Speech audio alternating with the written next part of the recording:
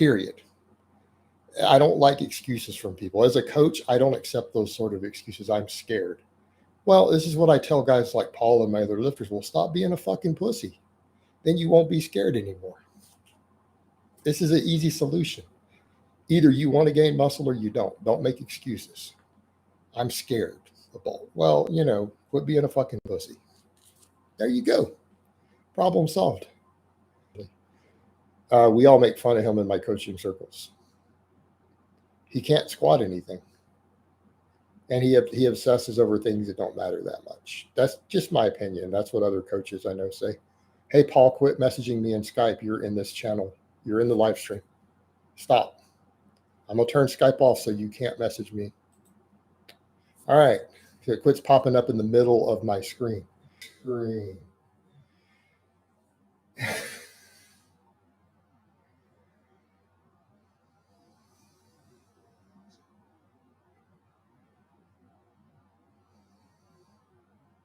For my client Paul's vlogs, and he finally got a training week sorted. Some stuff has changed here, and I've taken Paul over to training 3 days a week because he is cutting.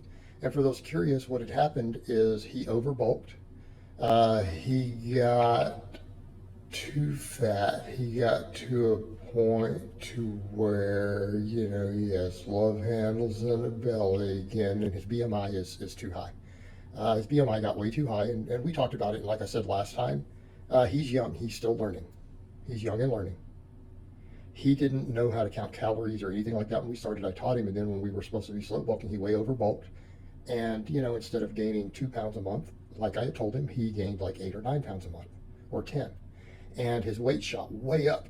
Like he actually he was up to over a week ago in the last vlogs, he was at 205 pounds and still has, mostly novice numbers.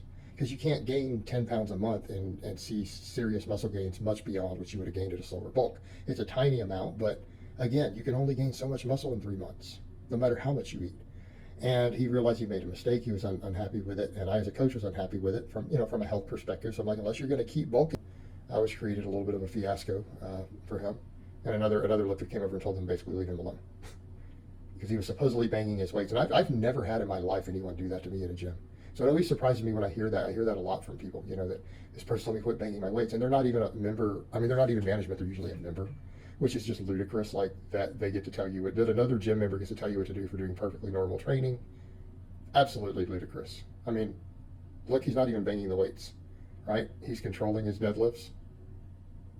Perfectly reasonably controlled. Good clean reps. Stop banging your weights. Wow. I think that's why he turned his head to the side. I think he got distracted. Someone had told him that. Because he talked to me about it later. Hey, how do I deal with this? And, I told him, no, don't get aggressive about it. You don't have the presence to pull that off.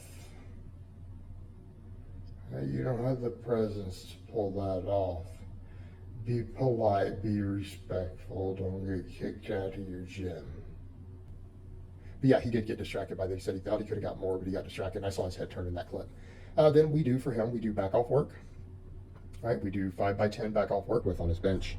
There's a lot of recovery issues, which we've talked about, and stress management that he needs to sort. But the other thing is that he bulked really, really, really fast, and he gained a lot of fat. And a lot of people are looking at this footage, and the camera angles are doing him a good job here. But he gained probably 30 pounds of body fat because he gained 40 pounds in a short period of time. And again, younger guys who are still learning. So I'm not going to give him a hard time. We've all been this silly. We've all made mistakes. And, when I gave him rules and taught him how to count calories originally, we discussed rates of weight gain, and he was supposed to gain 2 pounds a month, right?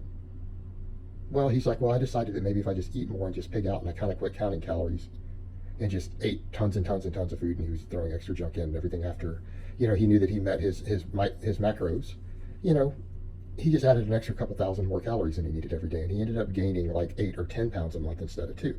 And now he's realized, man, my body fat has really gotten way higher than I'm comfortable with. And yeah, he's actually over 200 pounds right now.